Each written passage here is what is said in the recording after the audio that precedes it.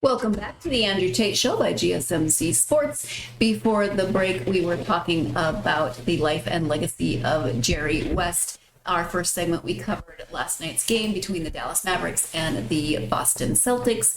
And now we are going back to the ever-evolving topic of college sports and the changes that are happening there. The ACC is on the brink of a significant transformation as Florida State and Clemson are poised to exit the conference. According to Action Network's Brett McMurphy, it's not a matter of if, but when. Despite attempts to repair relations, the inevitability of their departure is underscored by ongoing legal battles and strategic delays by the ACC to prolong settlements.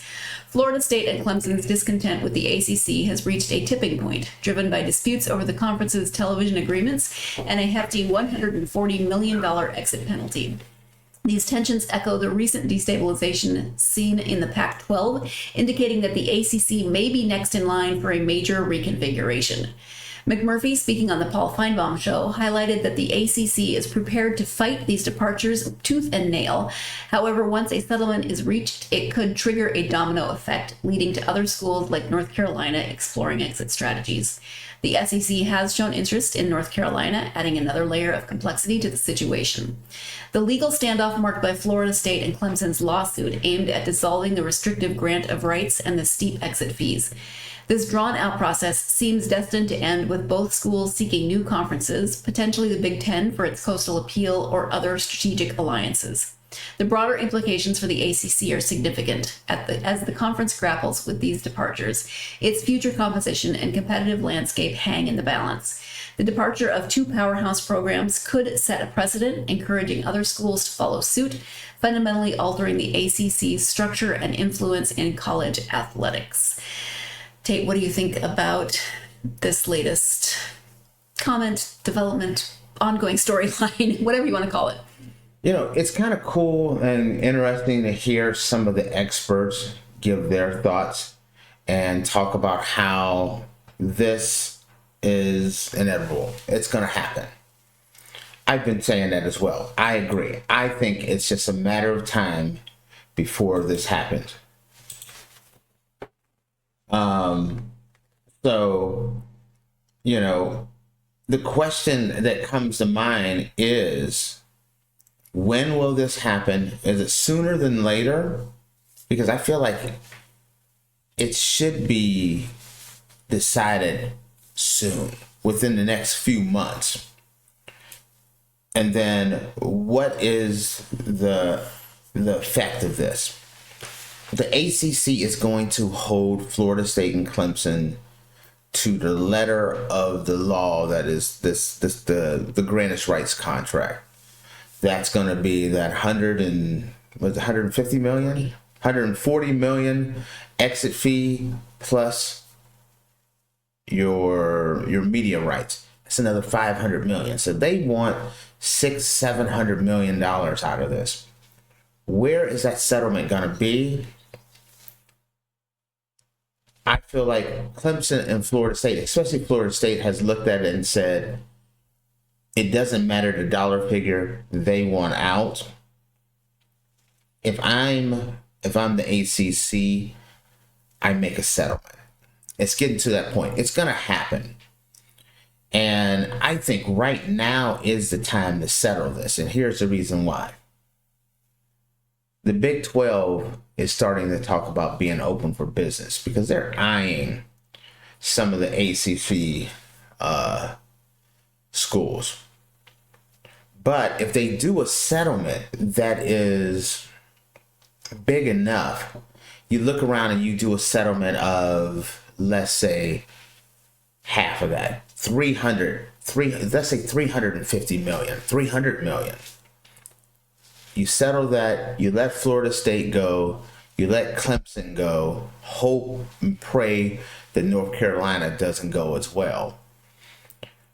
But the reason why I think you should start thinking about settling is because you want to be able to make an aggressive move incredibly fast.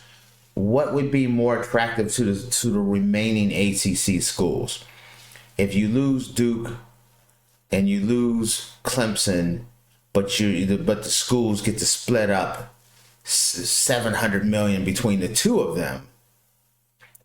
That makes it a lot easier to swallow. Then you go out and you finish that West Wing with the ACC, make it an all-coast conference. You already have Cal, you have Stanford. I personally think they should go after Oregon State and Washington State. I would even add San Diego State in there as well. And so that it makes more, if you add those three teams, it makes a West Wing way more attractive and appealing. And now you're covering the East Coast and West Coast. And then I would try for one of the Florida schools, the Central Florida or South Florida, one of those Florida schools to take the place so they still have a presence in Florida. But when you start looking at this and you start reading this stuff, I don't think there's anyone that thinks there's a way for you know what, we've had a talk and we don't want to, we're going to reconcile. Reconciliation is out. Florida State has made it. You're at that point of no return.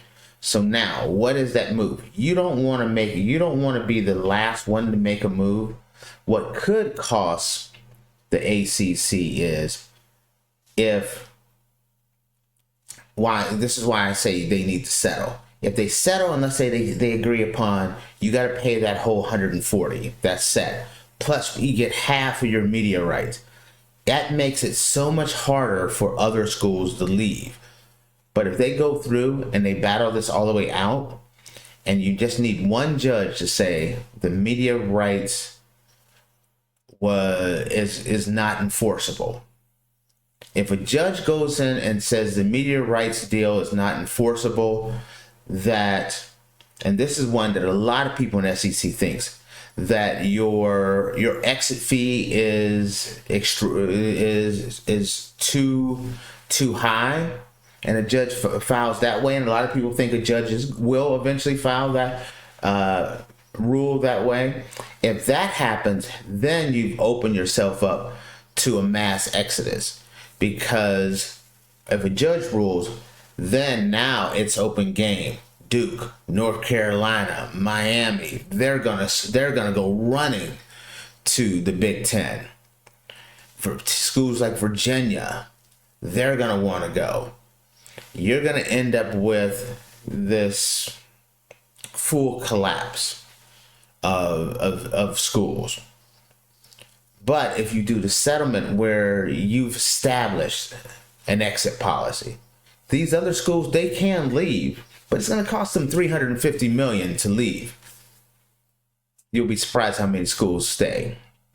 And that's the reason why I think it's smart to settle this now than to wait and let a judge make that final decision. Does that make sense to you, Sarah? It does make a lot of sense. But every time we have these segments, and we've been talking a lot about NCAA and conference realignment and everything that's going on right now with settlements and shifting, it's so hard to even have a clear picture of what things are going to look like in 6 months, a year, 5 years, because every day it's something, it feels like it's something new, and you cannot say if this happens then this, because if this happens there's 6 other things that fall into place. If a judge rules that the granted rights are not enforceable, that the exit fees are not considered fair and equitable, then it's a free for all, and the ACC will collapse.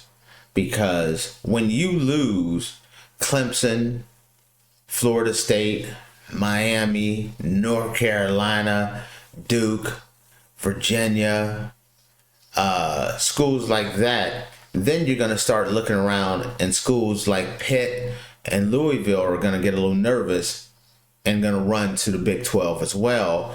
Everyone's going to start looking for a safe harbor. And kind of like what happened with the Pac-12. Arizona, they held on as long as possible. Arizona State held on long as possible. Utah didn't want to go to the Big 12.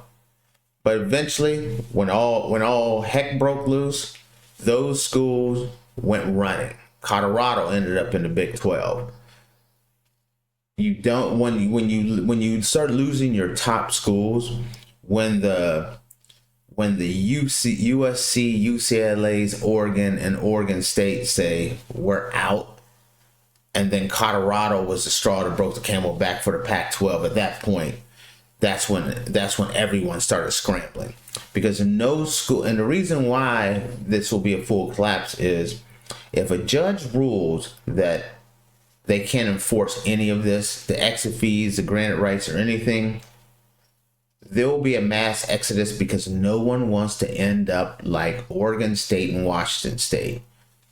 We have nothing. We don't have no television deal, no conference, and our future is in major jeopardy. No one wants to be that school. So, like I said, schools like Pittsburgh and Louisville are going to run to the Big 12, where they have relationships with West Virginia and bringing back certain rivalries. There's going to be schools having to make very tough decisions that they would not have normally made. But if the ACC is proactive and they settle this and make it so that it doesn't end up in court, that it in court, but not a judge ruling, settle it so that the benchmark is, listen, if you want to go, anyone that wants to go, it's going to be 350 million to go. You're going to keep a lot of those schools. And then from there, the schools that do leave, it's easier to replace and the fact that they've already brought in an SMU and a Cal and a Stanford, they already have padding. But then you can add on a couple more. Maybe that Oregon State, maybe that Washington State, maybe a South Florida. Maybe start looking at Tulane, some schools like that. You start looking at some of the schools around you, and it's possible. It is incredibly possible to keep the conference together. Maybe even go after a UConn football program, basketball program, and try to bring them over. You have to be proactive. That's the thing I'm most concerned about with the ACC. They've taken the point of, we're digging in and we're going to fight this all the way to the end. But that approach makes it so there's no fallback. And so that's what I'm looking at. Well, I think, as I say at the end of every one of these segments, we're going to continue talking about it. We will keep monitoring the situation and trying to figure out where things are going to end up. Time for our third break of this segment. When we come back, switching subjects to a nightclub in New York that has some controversial entrance requirements. You are tuned in to the Andrew Tate Show by GSMC Sports, and we will be right back.